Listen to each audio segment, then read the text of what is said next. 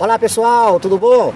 Estamos aqui com mais um vídeo para o nosso canal Se Liga Concurseiro, um canal voltado para você que se prepara para concurso público em todo o Brasil.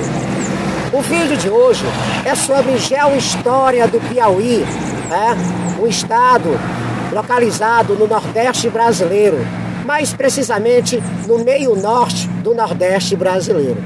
Para quem não sabe, e não são poucos que não sabem, o Nordeste brasileiro está subdividido em sub-regiões. Nós temos a Zona da Mata Nordestina, o Agreste, o Sertão e o Meio Norte, onde o Piauí, juntamente com o Maranhão, se encontram. A história do Piauí está associada inicialmente, de forma concreta, ao avanço da interiorização da atividade da pecuária pelo sertão de dentro. Mas essas terras piauienses já eram conhecidas no passado.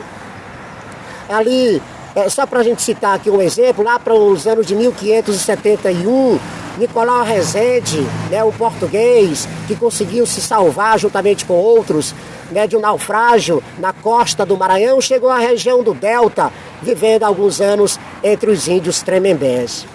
Mas a atividade que produziu a ocupação e a interiorização do território piauiense foi a atividade da pecuária, a criação de gado, o avanço pelo sertão de dentro, a partir ali da Casa da Torre na Bahia, o empreendimento da família Dávila, primeiro Garcias Dávila, mas principalmente Francisco Dias Dávila, que produziu a interiorização pelo sertão do Nordeste brasileiro. E dois bandeirantes merecem referência nesse processo da criação das fazendas de gado pelo solo piauiense, a partir ali do vale do rio Canidé, do Gurgué, avançando pelo vale do Parnaíba, Domingos Jorge Velho e Domingos Afonso Mafrense, mas principalmente Domingos Afonso Mafrense, que foi detentor de mais da metade do que é hoje o território piauiense, donos de fazendas de gado. Como era solteiro e morreu ali pelos anos de 1711, as terras foram herdadas pelos jesuítas, que impuseram uma ação administrativa desenvolvendo a atividade da pecuária, uma atividade frágil do ponto de vista econômico, que não implicou no fortalecimento da atividade econômica no Piauí nesse momento. É interessante lembrar que essas terras piauienses, entre os anos de 1635 e 1714, ela estava oscilando sobre as jurisdições, ora da Bahia, ora de Pernambuco, até que em 1715 ficou sobre a jurisdição do Maranhão, conseguindo assim uma certa autonomia ali pelos anos de 1811. Nesse momento da história, da organização administrativa do espaço geográfico brasileiro, foi criada a Capitania de São José, a Capitania de São José, pelo rei de Portugal, Dom José, que foi criada em 1718, a Capitania de São José. Mas ela só foi instaurada 40 anos depois, em 1758, tendo aí o nosso primeiro governador da capitania, João Pereira Caldas, João Pereira Caldas, que logo com a sua administração criou algumas vilas. Só existia a chamada freguesia da Vila Mocha, que passou para status, categoria de Vila Mocha, de vila, ali em 1712, e se tornou cidade ainda com o nome de Vila Mocha, e só posteriormente é que passou a se chamar Oeiras em 1761.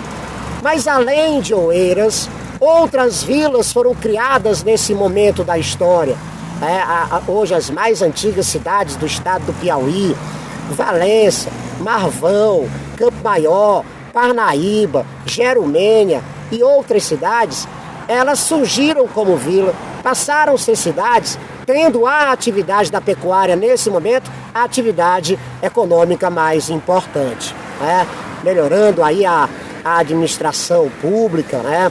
Criando, por exemplo, a Secretaria de Governo, a Provedoria da Fazenda, né? E essa atividade deu suporte para a inserção do Piauí na chamada economia brasileira colonial.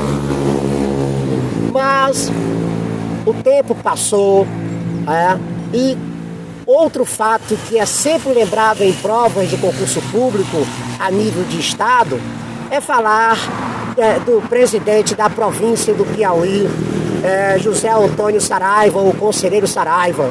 Mas por que, professor? Bom, foi o conselheiro Saraiva que mudou, por exemplo, a capital de Oeiras, a nossa primeira capital, para Teresina, ali através do decreto-lei, norma de número 315 de 1852, na confluência do Rio Puti com o Rio Parnaíba, foi fundada a Vila Poti, que posteriormente passou a se chamar Teresina, em função da homenagem à Imperatriz Teresa Cristina. Para quem não sabe, Teresina é a primeira capital planejada do Brasil. É a única cidade interiorana capital de todos os estados do Nordeste brasileiro. Ela fica no interior do Piauí em função do processo de colonização e povoamento de forma mais contundente ter ocorrido do sul para o litoral, do interior para o litoral. E aí, conselheiro Saraiva escolhe, exatamente a região sobre a Chapada do Corisco, água abundante, confluência do Rio Puti com o Parnaíba, pasto para o gado, a principal atividade econômica. E mais ou menos o meio do caminho entre a Vila da Parnaíba, no extremo norte, e Oeiras, a antiga capital.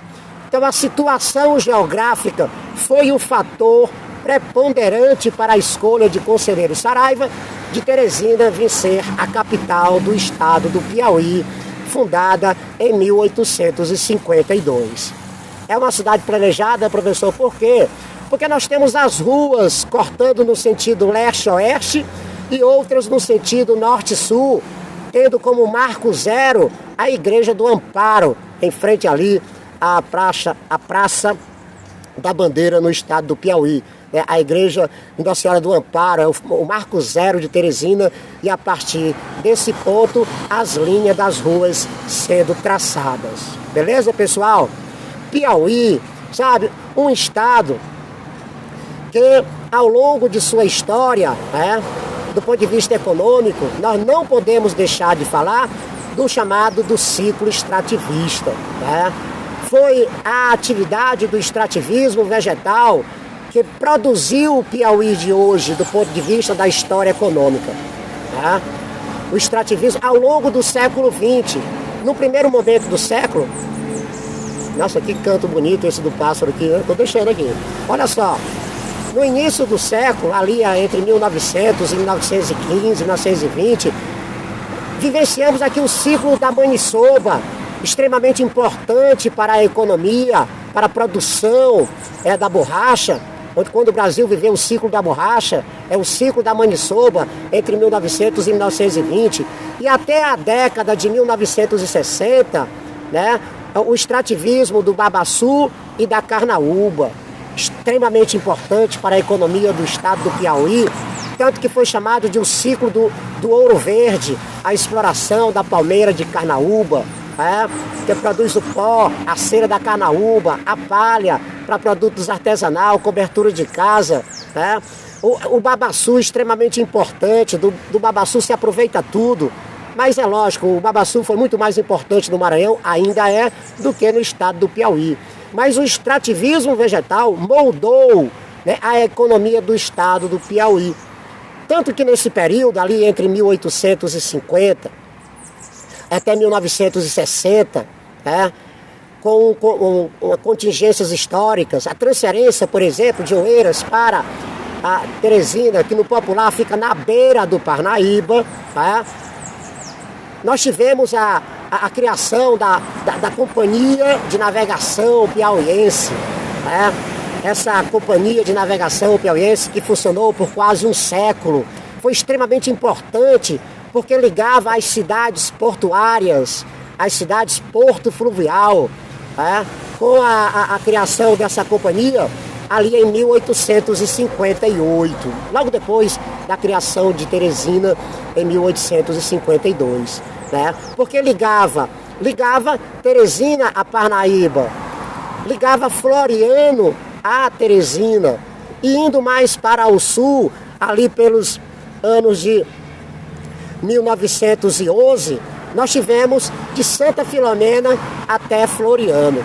Todas essas cidades, Santa Filomena no extremo sul do Piauí, sendo ligada até Floriano, na região do Médio Parnaíba, navegação do Parnaíba, saindo de Floriano, da região do porto ali, né, do cais de Floriano, ponto turístico belíssimo, indo até Teresina, o cais de Teresina, importante, e saindo de Teresina até Parnaíba, o Porto das Barcas. Por quase 100 anos, a produção da maniçoba, pó, cera da carnaúba, saía e era exportada pelo Piauí através da navegação do rio Parnaíba.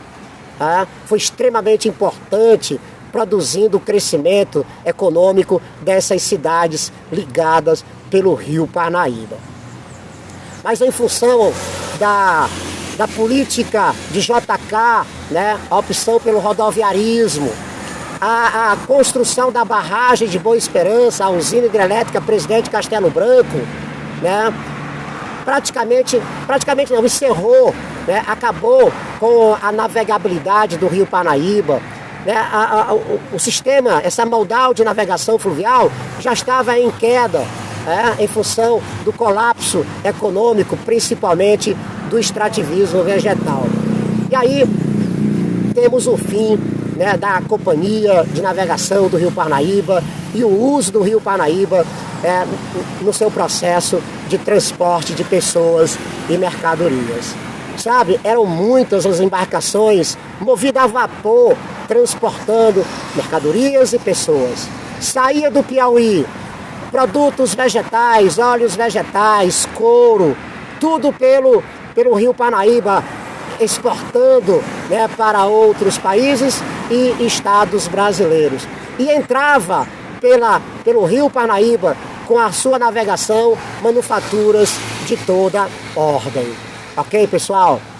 Piauí, um estado que apresenta, né, uma situação geográfica privilegiada, né, é o ponto de ligação do norte em direção a outros estados brasileiros por algumas BRs extremamente importantes. A BR-316, que liga o Pará até Timon, atravessando o estado do Piauí, indo em direção ao sul. A BR-343, a BR-135, a BR-020, elas cortam o Piauí, ligando o norte às demais regiões brasileiras, passando pelo estado do Piauí. Só em Teresina são duas BRs importantes, a BR diagonal 343 e a outra BR diagonal a 316. Piauí, que faz fronteira ao norte com o Oceano Atlântico, faz fronteira a leste com o estado do Ceará e Pernambuco, faz fronteira ao sul, sudeste e sul, com a Bahia e ao sul, principalmente, o estado do Tocantins. E a oeste, nós temos aí o Maranhão, né? E as divisas naturais do Piauí, né? Dividindo o Piauí, por exemplo, do estado do Ceará, nós temos a Chapada da Ibiapaba. E sobre a Chapada da Ibiapaba nós temos a questão litigiosa mais antiga do Brasil. Mas isso é um assunto para um outro vídeo, né? Essa questão de litígio entre o estado do Piauí e Ceará, ok? Então, dividindo o Piauí do Ceará, nós temos a Chapada da Ibiapaba, dividindo o Piauí de Pernambuco e da Bahia, nós temos a Serra de Tabatinga, Dois Irmãos, temos também Araripe, dividindo o Piauí do estado de Tocantins, nós temos a Chapada das Mangabeiras, onde está o ponto culminante do estado do Piauí, com mais de 880 metros acima do nível do mar, e dividindo o Piauí do Maranhão está o nosso grande e maravilhoso rio Parnaíba, que percorre mais de 1.400 quilômetros desde a sua nascente na Chapada das Mangabeiras até desaguar no Oceano Atlântico em forma de delta, foz do tipo delta, ok, pessoal? Muito bem, vou deixar aqui esse vídeo com vocês, lembrando, que é um vídeo de geohistória do Maranhão. Curta, compartilhe, ok? Deixe lá um comentário. Eu vou criar agora, a partir desse vídeo, sabe, aquelas observações. Se você for fazer um concurso público, meu amigo, e lá na afirmação colocar como verdadeiro ou falso que a Terra é plana, por favor, mesmo sendo seguidor de Olavo de Carvalho, marque isso como falso, beleza, pessoal? Porque senão você vai errar a questão. Um grande abraço e até o próximo vídeo, hein? Tchau, pessoal! Fui!